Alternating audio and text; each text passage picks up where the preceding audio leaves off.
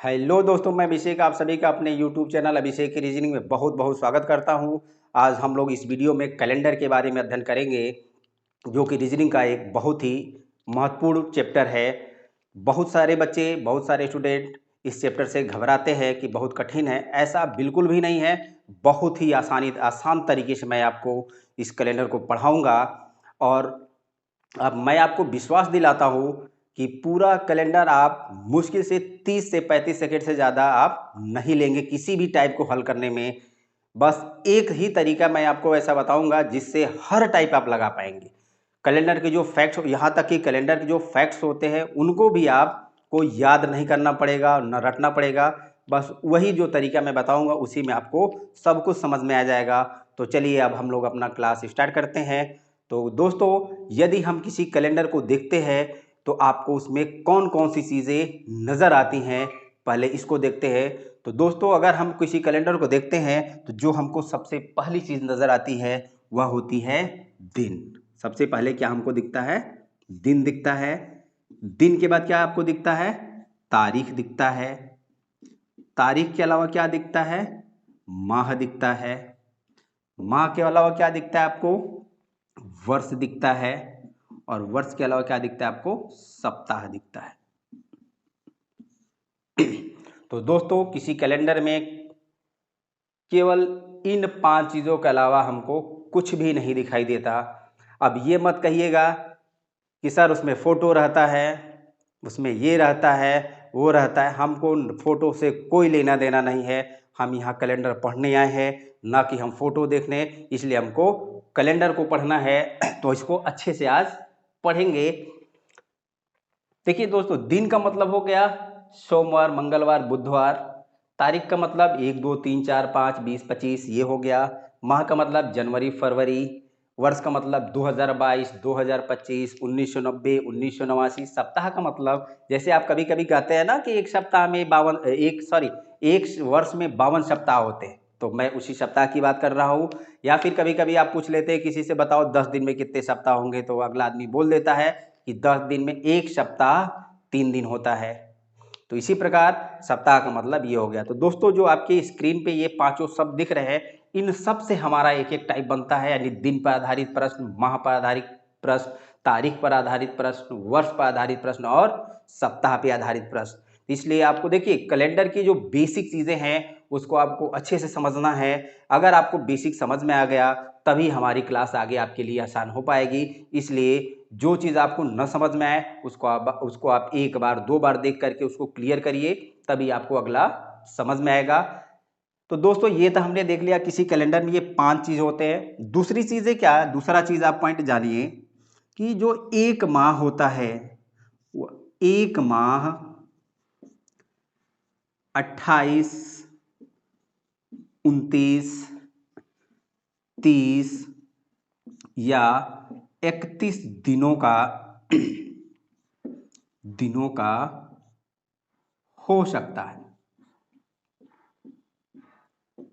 हो सकता है।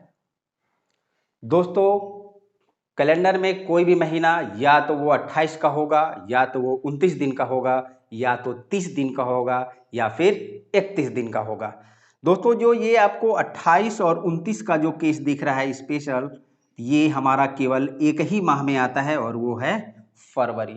तो फरवरी कभी 28 की दिखती है, हो जाती है, और कभी 29 की हो जाती है। दोस्तों, 28 का जो ये केस है, 28 का कब होता है? यदि वर्ष हमारा साधारण है। वर्ष कैसा होना चाहिए? साधारण वर्ष होना चाहिए। तो फरवरी उसमें कितने की होगी? 28 दिन की। यदि हमारा वर्ष लीप वर्ष है, यदि हमारा वर्ष कैसा हो? लीप वर्ष, तो फरवरी कितने दिन की होगी? 29 दिन की होती है। साधारण वर्ष में फरवरी 28 की होती है और लीप वर्ष में फरवरी कितने की होती है? 29 दिन की होती है। दो चीज़ें हमने आपको बताया कि किसी कैलेंडर में दिन, तारीख, माह, वर्ष और सप्ताह होते हैं, इसे हम कैलेंडर की इकाई बोलते हैं। और दूसरी चीज़ हमने बताया कि कोई माह या तो 28 दिन का होगा, या तो 29 दिन का होगा, या तो 30 दिन का होगा, या फिर 31 दिन का होगा। दोस्तों, अब हमें जो अगली चीज़ समझनी है, जैसे हमने बताया कि एक माह 28, 29, 30 या 31 दिनों का हो सकता है। तो आपको ये पता होना चाहिए कि आखिर कौन कौन से ऐसे महीने हैं जो 30 दिन के होते हैं और 31 दिन के होते हैं।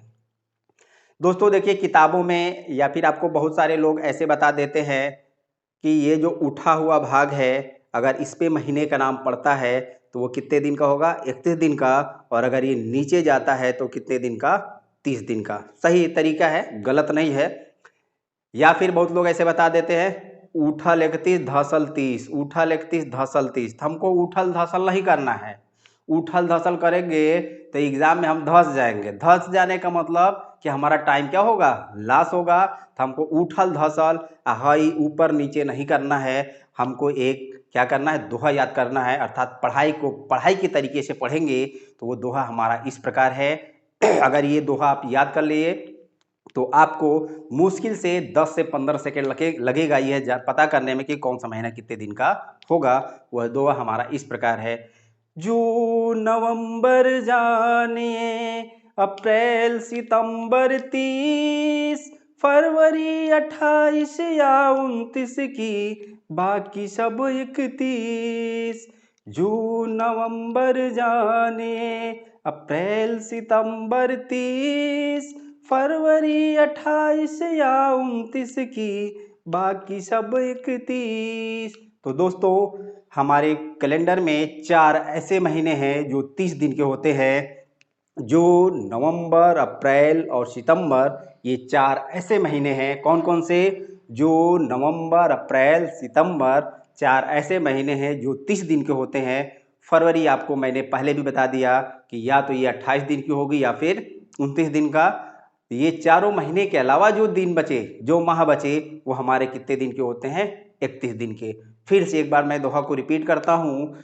जून नवंबर जानिए, अप्रैल सितंबर 30, फरवरी 28 या 29 की, बाकी सब 31। और दोस्तों एक चीज़ और मज़े की बात आप जान लीजिए कि हमारे कैलेंडर में 2 ऐसे महीने हैं जो लगातार 31 दिन के पड़ते हैं। कौन कौन सा, जुलाई और अगस्त। यहाँ से भी एक क्वेश्चन बनता है, आगे जब हम लोग पढ़ेंगे तो उसको देखा जाएगा। फिलहाल आप जानते रहिए कि जुलाई और अगस्त 2 ऐसे महीने हैं जो लगातार 31 दिन के होते हैं। दोस्तों अब हम लोग वर्ष के प्रकार के बारे में समझेंगे। तो कैलेंडर के अंतर्गत वर्ष को 2 प्रकार में बांटा गया है। नंबर जो पहला है वो साधारण या सामान्य वर्ष। सामान्य वर्ष, इंग्लिश में इसको जनरल ईयर।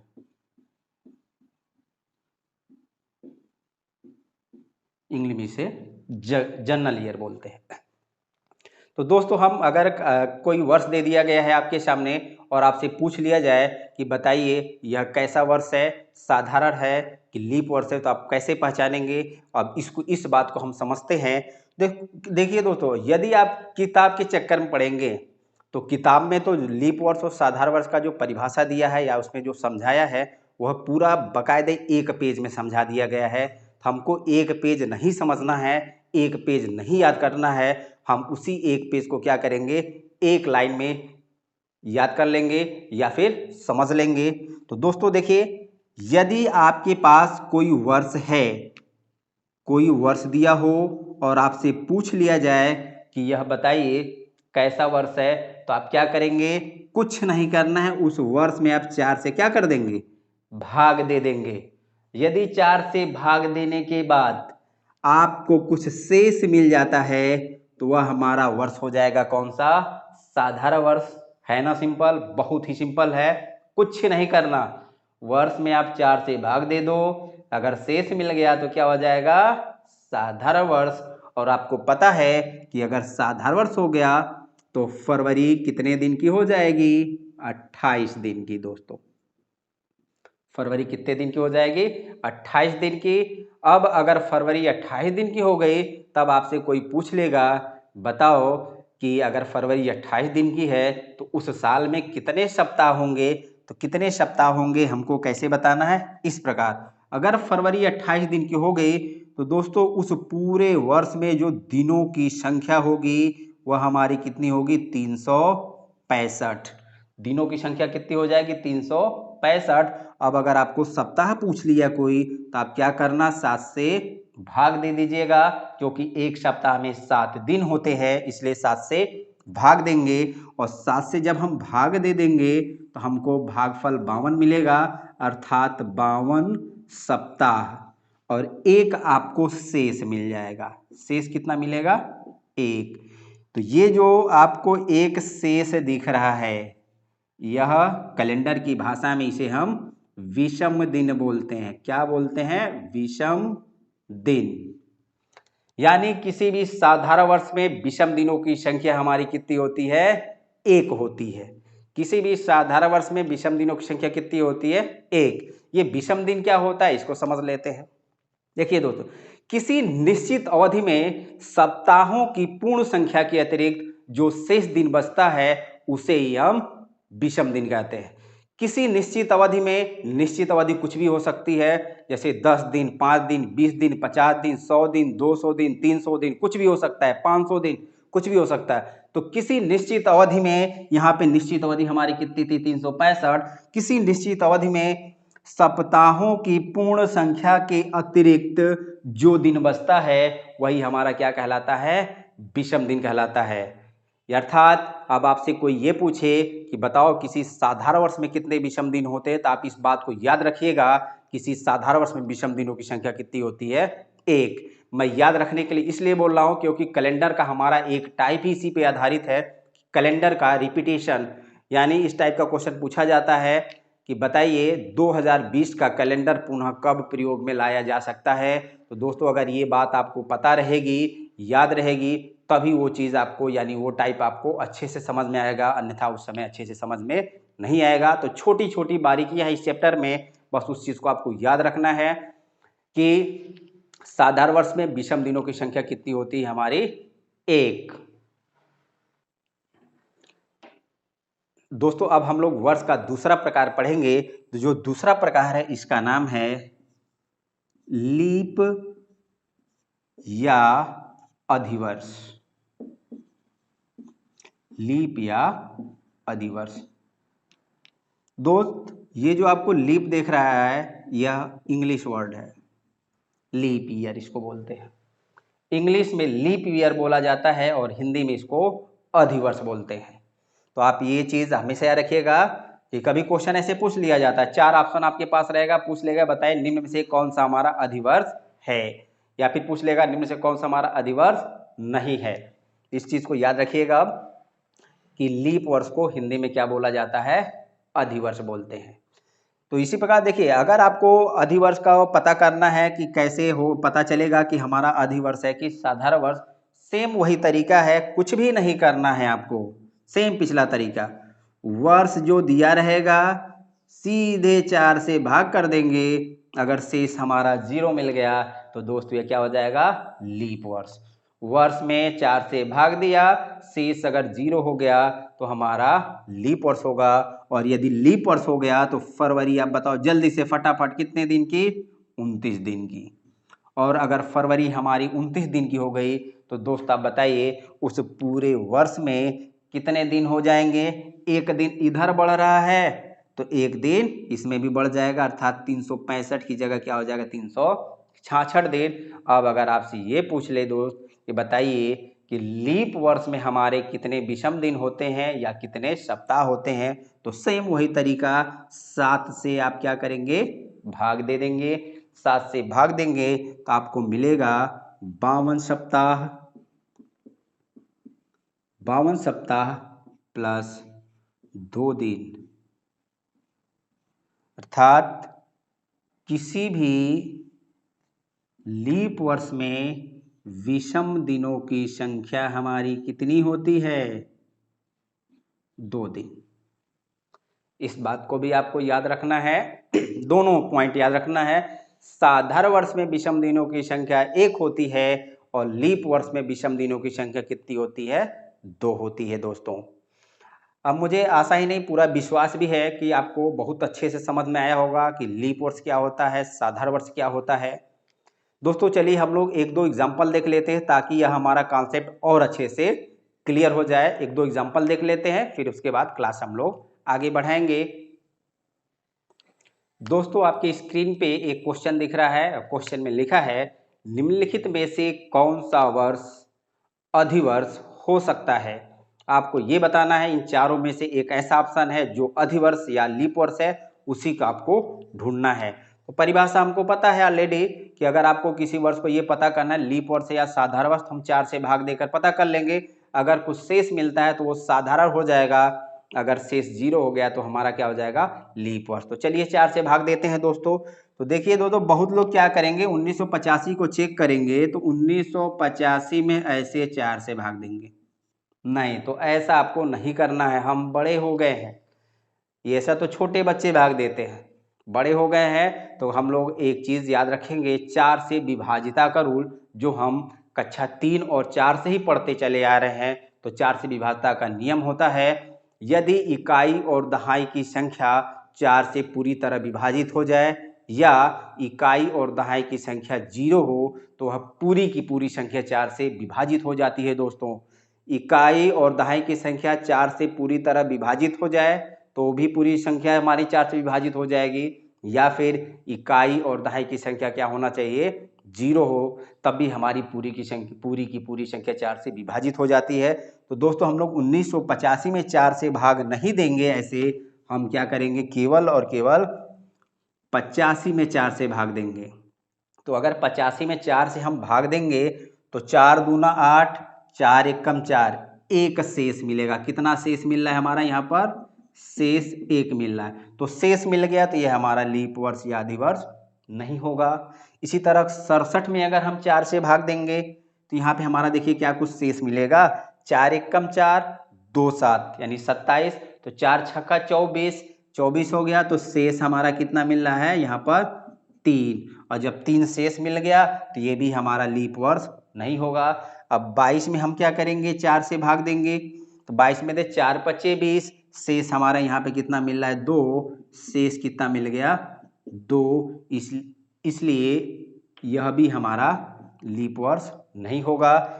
अब 16 में दीजिए 4 से भाग, तो 16 में हम 4 से भाग देंगे तो 4 चौका 16, पूरा का पूरा कट जाएगा अर्थात शेष 0 आएगा। आपको पता है कि अगर शेष 0 हो गया तो वह कैसा वर्ष होता है, लीप वर्ष। तो यही हमारा क्या हो जाएगा, आंसर हो गया, यानी सन 2016 हमारा लीप वर्ष है।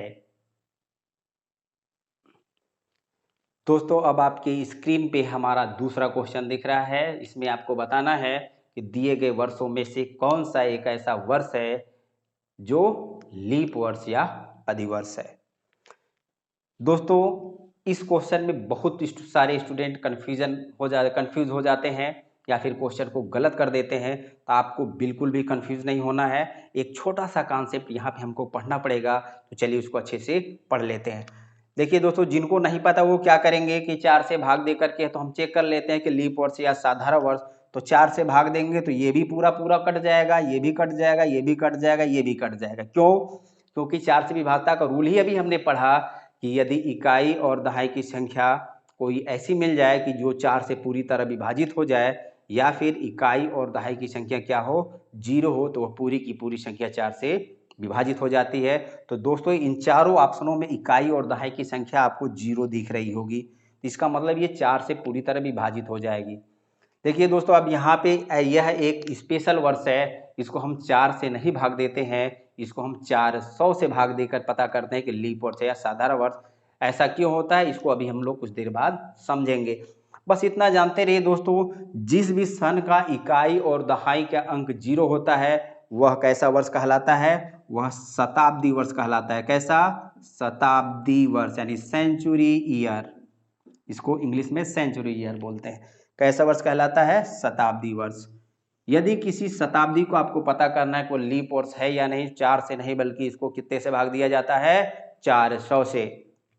और कैसे आप पता चले करेंगे कि वह शताब्दी वर्ष है। दोस्तों एक तो सिंपल सा तरीका है, यदि इकाई और दहाई की संख्या 0 है तो वह शताब्दी वर्ष ही होगा। और दूसरी इसकी परिभाषा के रूप में अगर इसको समझेंगे तो आप ऐसे, यदि कोई वर्ष 100 से पूर्णतः विभाजित हो जाता है तो वह कैसा वर्ष कहलाता है, शताब्दी वर्ष कहलाता है। ऐसा वर्ष जो 100 से पूर्णतः विभाजित हो जाए तो उसे हम शताब्दी वर्ष कहते हैं। तो चलिए इसको हम लोग चेक करते हैं कि यह कैसा वर्ष है हमारा, कौन सा इसमें लीप वर्ष है। दोस्तों हमको मान लीजिए 1500 को चेक करना है, सन 1500।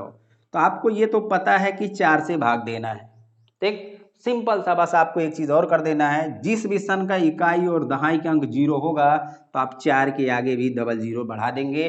अब भाग देकर पता करेंगे कि लीप वर्ष है या नहीं। तो 0 से 0 ये कैंसिल हो गया, तो बताइए 4 तिहाई 12, शेष हमारा यहाँ पे मिल जाए कितना, 3। और शेष जब हमको मिल जाता है तो अर्थात वह लीप वर्ष होगा कि नहीं, जी नहीं, लीप वर्ष नहीं होगा, अर्थात यह हमारा आंसर नहीं होगा। इसी तरह हम 1700 को चलिए चेक करते हैं, 1700 हमारा लीप वर्ष होगा कि नहीं। तो सेम वही तरीका, 1700 4 से नहीं भाग देंगे, डबल 0 है तो 4 के आगे भी डबल 0 लगा देंगे। 0 से 0 कैंसिल हो जाएगा, 4 4 चौक 16, शेष कितना हो जाएगा हमारा, 1 यहाँ पे मिलेगा, शेष यहाँ पे मिल गया, इसलिए यह भी हमारा लीप वर्ष नहीं होगा। इसी तरह 1800 को चेक कर लेते हैं। 1800 को, तो सन 1800 को 4 से भाग देना है, जी नहीं, 4 से नहीं, डबल 0 है तो 4 के आगे डबल 0 लगाएंगे, और 4 के आगे डबल 0 लगा देंगे तो ये 0 से 0 कैंसिल, 4 चौका 16, शेष हमारा यहाँ पे कितना मिल गया, शेष हमारा मिल गया 2, अर्थात यह भी हमारा लीप वर्ष नहीं होगा दोस्तों। अब चलिए लास्ट वाला ऑप्शन हम लोग चेक करते हैं, सन 1200 को। तो 1200 को अगर हम चेक करेंगे तो 4 से नहीं, कितने से, 400 से भाग देंगे, डबल 0 से डबल 0 कैंसिल, 4 तिहाई 12। तो देखिए शेष हमारा कितना मिल गया, 0। यहाँ पे शेष हमको कितना मिल रहा है, शेष बराबर 0, इसलिए ये हमारा कैसा वर्ष हो जाएगा, लीप वर्ष। और यही हमारा क्या हो जाएगा, आंसर, यही हो जाएगा हमारा आंसर। अब तो दोस्तों आपको बहुत अच्छे तरीके से समझ में आ गया होगा। तो आपको इसी तरह ऐसे क्वेश्चन को हल कर लेना है कि अगर आपको नॉर्मल ईयर है, यानी नॉर्मल का मतलब ये हो गया कि शताब्दी वर्ष नहीं है, तो आप 4 से भाग देकर पता कर लीजिएगा। और किसी शताब्दी वर्ष के बारे में पूछा गया तो आप कितने से भाग देंगे, 400 से भाग देंगे। दोस्तों देखिए इस टाइप के क्वेश्चन को कराना का बस मेरा एक ही मकसद था, एक तो आपको परिभाषा क्लियर हो जाए अच्छे से और कोई कन्फ्यूज़न ना हो, और आप चेक कर पाएँ कि कैसे आपको हमको लीप वर्ष और साधारण वर्ष को चेक करना होता है। और दूसरा हमारा मकसद ये था कि रीजनिंग का एक आपको चैप्टर मिलेगा, उसका नाम है क्लासिफिकेशन, अर्थात वर्गीकरण। तो उस वर्गीकरण में भी ये वाला टाइप आपको कभी कभी मिल जाएगा। 4 कोई संदेह दिया जाता है, 4 ऑप्शन रहेगा, ऐसे संदेह देगा और आपसे पूछ लेगा इनमें से कौन सा भिन्न है। तो भिन्न पता करने के लिए दोस्तों आपको क्या करना होगा, ऐसे ही आपको पता करना है। अगर 4 ऑप्शन है तो 3 ऑप्शन हो सकता है आपके साधारण वर्ष के रहेंगे, एक आपका लीप वर्ष का, तो लीप वर्ष वाला भिन्न हो जाएगा। या फिर 3 आपके क्या हो जाएंगे, लीप वर्ष दे देगा और एक साधारण वर्ष का दे देगा, तो आपका क्या हो जाएगा, साधारण वर्ष वाला भिन्न हो जाएगा। तो बहुत सिंपल है।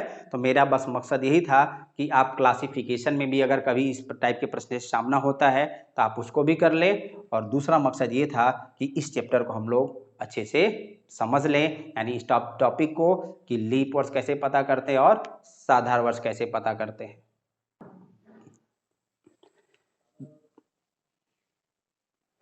दोस्तों मैं जब से कैलेंडर पढ़ा रहा हूँ तब से आपके सामने बस एक ही बात बार बार बोला, लीप वर्ष साधारण वर्ष, लीप वर्ष साधारण वर्ष। तो चलिए हम लोग इस बात को समझ लेते हैं आखिर यह कभी फरवरी कैसे 29 या 28 दिन की होती है। तो दोस्तों हमारे सौर मंडल में कुल कितने ग्रह होते हैं, 8 ग्रह होते हैं। जैसे मान लेते हैं ये हमारा सन है, इसमें कुल कितने ग्रह है, 8। पहला ग्रह कौन सा, बुध, फिर शुक्र, फिर पृथ्वी, फिर मंगल, फिर बृहस्पति, फिर शनि, अरुण और वरुण। ये जो 8 ग्रह है इनका एक काम है कि ये क्या करते हैं, सूर्य का चक्कर लगाते रहते हैं, सूर्य का चक्कर लगाते हैं। इसी में से हमारी जो ये पृथ्वी है यह भी सूर्य का चक्कर लगाती है। तो दोस्तों आपको पता होगा और या फिर हम लोग छोटी क्लासों में पढ़े भी हैं कि बताइए पृथ्वी सूर्य का एक चक्कर कितने दिनों में लगा लेती है। तो छोटी क्लासों में तो हम लोगों ने पढ़ा था 365 सही 1/4 दिन। तो दोस्त अब हम लोग बड़े हो गए हैं, छोटे नहीं रहे, तो इसलिए हमको 365 सही 1/4 दिन नहीं पढ़ना है। जो इसका एग्जैक्ट टाइम है हमको वो पता होना चाहिए। तो वो हमारा जो टाइम है एग्जैक्ट वह इस प्रकार है 365 दिन 5 घंटा 48 मिनट और 47.5 सेकंड। 365 दिन 5 घंटा 48 मिनट और 47.5 सेकंड में हमारी ये पृथ्वी पूरा सूर्य का एक चक्कर लगा पाती है दोस्त। तो आपको दिख रहा है कि ये जो 5 घंटा 48 मिनट 47.5 सेकंड यह हमारा 365 दिन हो गया, अर्थात एक साल तो कंप्लीट हो गया। यह लगभग जो 6 घंटा, इसको मान लिया जाता है लगभग 6 घंटा, लगभग ये 6 घंटा जो हमको मिल रहा है ये हमारी पृथ्वी एक्स्ट्रा चक्कर लगा रही है। तो इसका मतलब ये हुआ कि हमारी पृथ्वी हर साल 6 घंटा ज़्यादा घूमती है, 6 घंटा ज़्यादा घूमती है हर साल। तो बताइए क्या 2022 में 6 घंटा ज़्यादा घूमेगी कि नहीं, यानी सूर्य का चक्कर 6 घंटा ज़्यादा लगाएगी कि नहीं, लगाएगी। और 2020 में बताओ तो 2020 में लगाई, 2025 में उसमें भी लगाएगी, 1990 में बताइए उसमें भी लगाएगी। तब बताइए जब हमेशा लगा रही है चक्कर तो सन 1 में लगाई होगी कि नहीं, लगाई होगी।